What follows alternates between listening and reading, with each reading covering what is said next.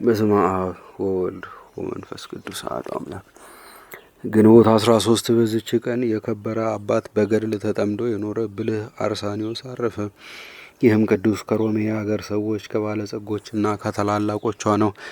የቤተ ክርስቲያንን ትምህርት አስተምረው ዲቁናን አሾሙት። ከዚህም በኋላ አቴና ወደሚባል አገር ሄዶ ፍልስፍናን፣ የፀሐይንና የጨረቃን የከዋክብትንም አካሄዳቸውን የዘመናትንም መለኪያና መቁጠሪያ ተምሮ በመልካም አጠና። ከብዙዎችም ከፍ ከፍ አለ። በመንፈሳዊ ትምህርቱም ፍጹም ሆኖ አምላካዊ ትሩፋትን የሚሰራ ሆነ።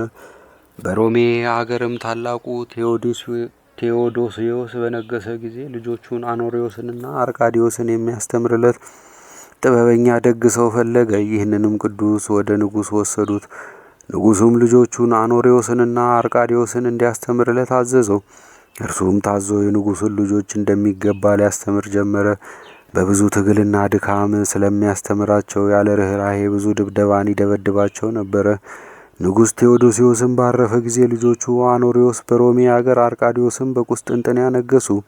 እግዚአብሔርም በአርሳኒዮስ ልብ ፍርሃትን አሳደረ። በታናሽነታቸው ጊዜ ሲያስተምራቸው የሚመታቸው ስለሆነ በዚህ ምክንያት ከዓለም ይወጣ ዘንድ የነፍሳቸውንም ድህነት ለሚሹ የሚበራ መብራት ሆኖ ሌሎች ይበሩበት ዘንድ አነሳሳው።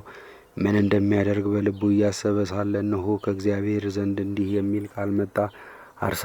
አርሳኒ ከዚህ ዓለም ውጣ፣ አንተም ትድናለህ። ይህንንም ቃል በሰማ ጊዜ ፈጥኖ ተነሳ እንጂ አልዘገየም። ወዲያውኑ ልብሱን ለውጦ ወደ እስክንድሪያ አገር ሄደ።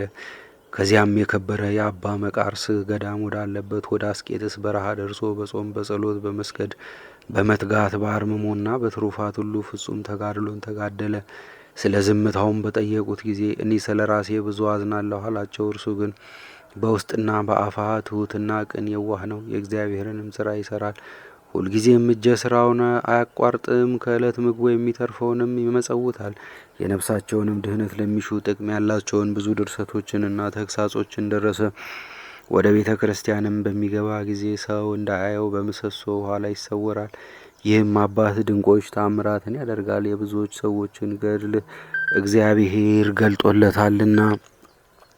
መልኩም ያማረ፣ ሕዋሳቱም የጸኑ፣ ፊቱም ብሩህና እጅግ ደስ የሚል፣ ጽሕሙም ከወገቡ መታጠቂያ የሚደርስ ረጅም ነው። ከልቅሶ ብዛትም የተነሳ የቅንድቡ ጠጉር ተነቀለ።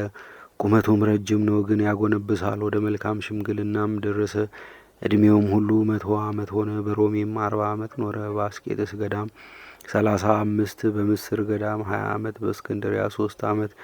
ከዚህም በኋላ ወደ ምስር ገዳም ተመልሶ በዚያ 2 ዓመት ተቀምጦ በሰላም አረፈ። ለእግዚአብሔርም ምስጋና ይሁን። እኛንም በዚህ ጻድቅ ጸሎት ይማረን፣ በረከቱም ከእኛ ጋር ትኑር ለዘላለሙም አሜን።